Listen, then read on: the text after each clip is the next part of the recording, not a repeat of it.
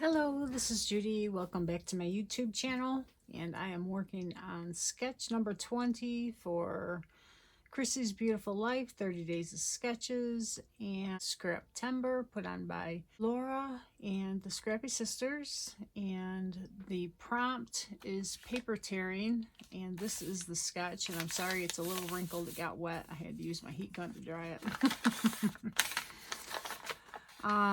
So really doesn't have any paper tearing on the sketch. So if you want to incorporate paper tearing, you could do it with these two pieces, maybe a piece here, you know, however you want to do it. It looks like they have another layer here that is for your journaling.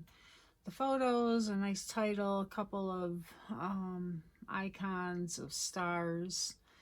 So not anything elaborate, so it's a cute little sketch. It is by Page Maps. So I pulled out some photos. These are from a barn that we were at this past winter. So I wanted to make sure we put these in because she was so cute and she loved this little kitty, the barn kitty. And he's like cross-eyed. He was really goofy looking, but he was a sweet kitty. And we got a new hay bag, and it was huge. So I wanted to know when we got the hay bag.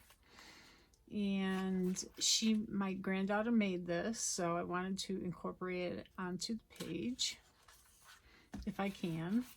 I got out this stamp set. It is a pumpkin spice card making stamp set, and it has some wheat here.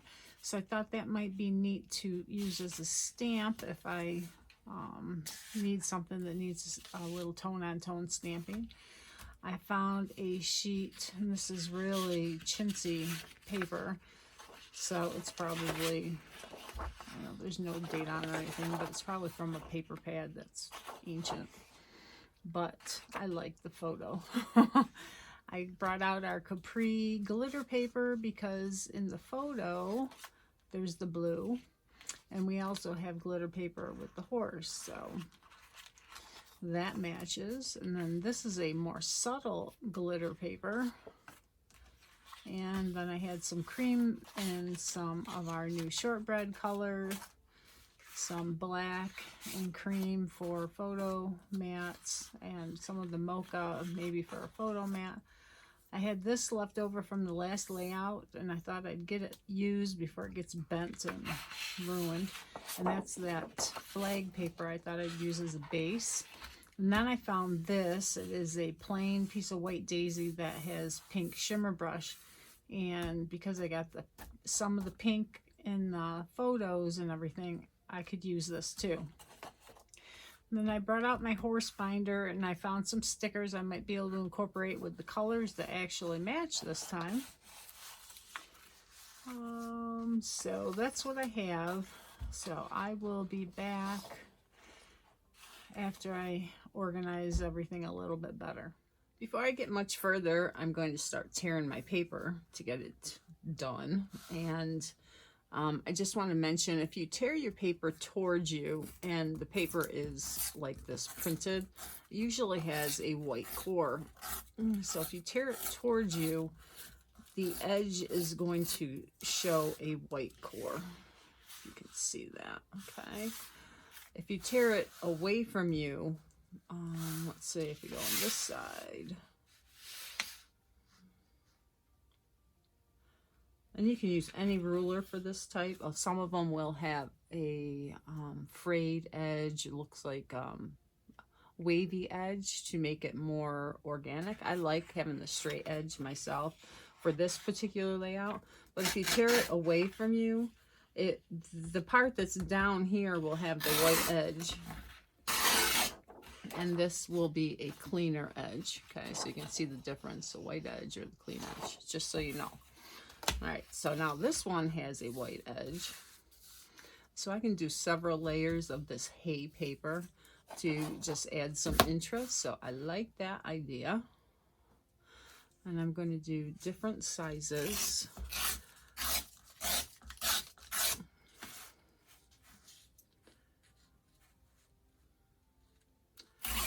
And then maybe incorporate some glitter paper in between them. So that's my idea at this point. All right, I want to get on and just show how I do my random stamping.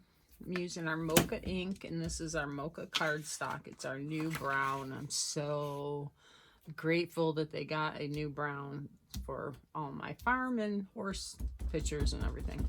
Now I know the paper on this layout is not wheat. This is a little wheat branch, but it gives a nice representation. So that's all I'm looking for. And I need a piece of scrap paper.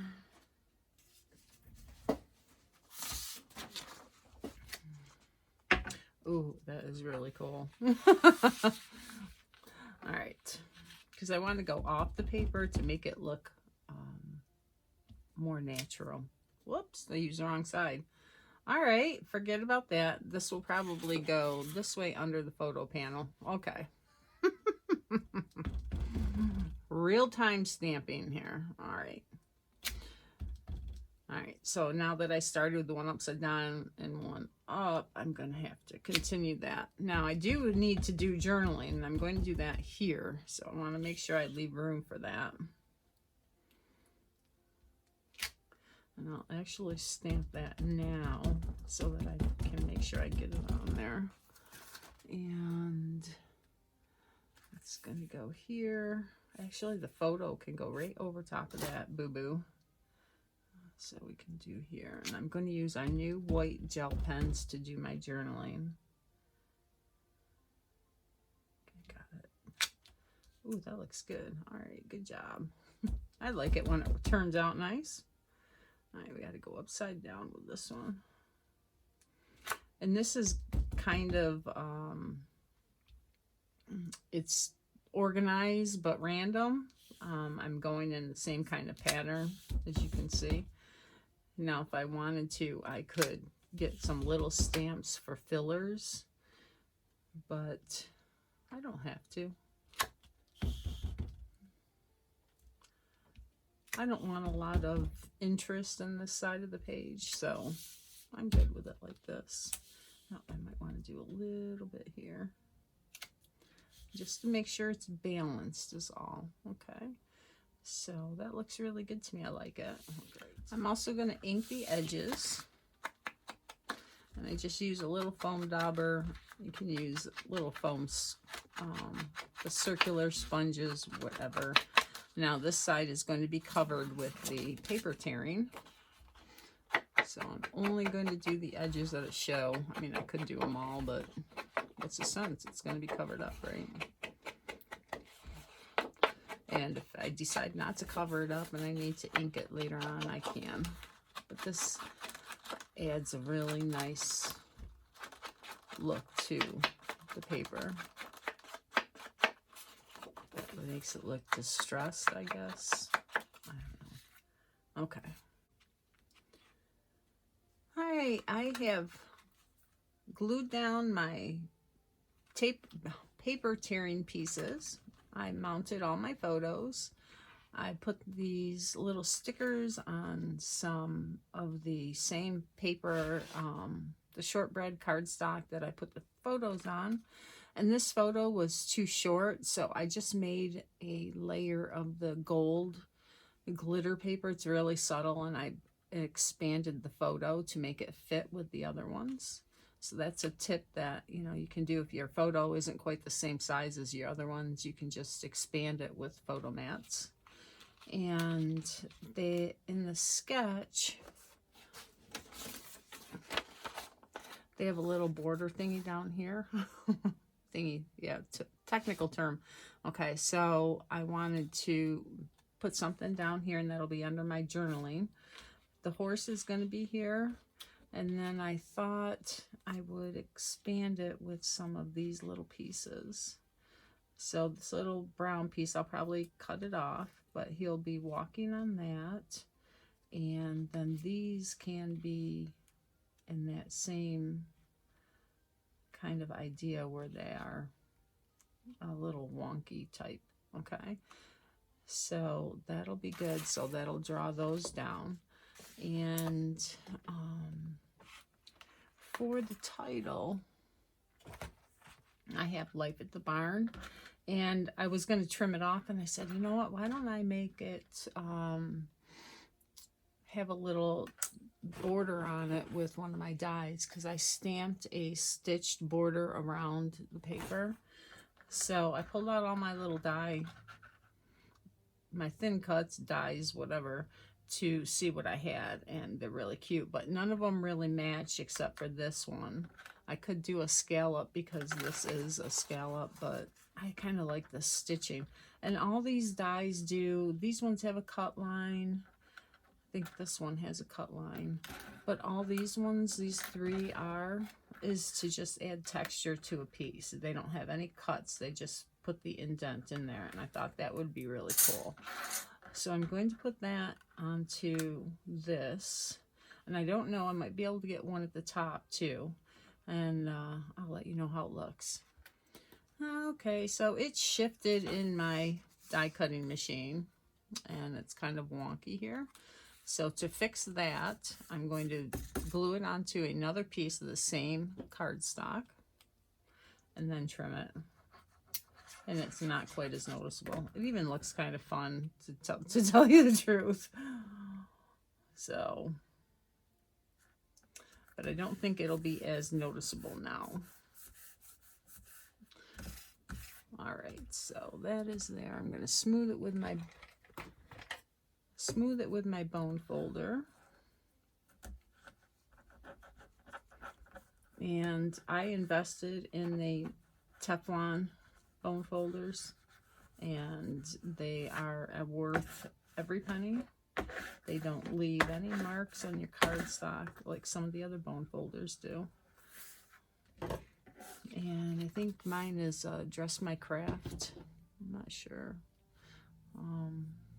I had someone order it for me, but there's a few that are the similar type. Alright, so let's trim that out. I also wanted to show you this. This is a really old box, and it is a sturdy plastic. And I believe I got it from Stampin' Up. Yes. It's probably 20 to 25 years old. And it holds all my dies. I have no magnetic sheets in here because it makes the weight so much. And this is still quite heavy. But I have all my thin cuts on metal rings. And then some that are bigger are still on the magnetic sheets. I'll probably take them out the next time I use them, because it's getting full. You know, they just take up room, and I can just put them in a little bag and find them, except for the alphabets. Those will probably stay on the magnetic sheets, or I'd never find them. I'd never use them because I'd have to dig through them. So that's how I have that. And this box, I'm sure, is not available anywhere, but if you can find something similar to put your dies in, you may find you use them more, because, you know, it's so much easier to get into it and pull out a circle, you know, whatever. Of course, you know, you can see there I need to put that back on its spring. And all my words, this little section here is for all those thin cuts I just showed for the borders. It has tabbed removable dividers. So if you have a problem with your thin cuts, I thought I'd show that, because I've had it like this for about, I don't know, 6 months or so, and I love it. And I always get questions on it when I take it somewhere and people see, oh my God, look at all the thin cuts you have. And I'm like, I know, and they're all in one place, and I just pull them out. And those are all the ones that don't coordinate with a stamp set. The ones with the stamp set stay with the stamp set, because otherwise I'd never find them. Or I'd be digging through that box for them, right? Alright, my layout is done. And again, this is the sketch. So I had the paper tearing for these pieces that go down the side. So I met that requirement for paper tearing. And I followed the sketch pretty true, but you know, it looks totally different, right? So I put the mocha down here, and I used the white gel pen to do a little border around it. I went off the page here because that just, it adds a little interest. There's off the page on both of these, so, you know, it follows the theme. And I added some stars. I did white, white, white, and then there's gold, gold. But there's not another gold. It's okay. There's brown here, there's blue here, there's pink here, so it follows the glitter paper feel. And the blue, these two blue stripes go with the blue here and the blue and horse. So I like how it's a little balanced there. I do have some more journaling. Once that gets on there, it's going to look even better with the white. I can't think of anything else. Oh, I did all these on the shortbread. I think I said that. I trimmed that one down. So I used some of those really old stickers I had. And of course, this is her little horse that she made. She'll like that. So I think that's good. There's a couple little dots just to add interest. I might have to add a little more of the pink though, because it really didn't show. A lot of it's covered up. So I'll do that. So I can do that right now. Cover up the photo. Open it, not on my project. And this is a pull it apart. Don't unscrew it. Make sure it's screwed in good. And let's put the scrap paper under here.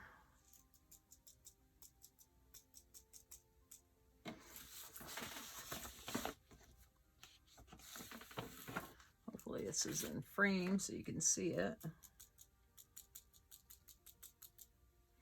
And I can do some of the pink on the brown because, or the mocha, because it will show up as a glitter. So let's turn this now. I'm going to do under this part.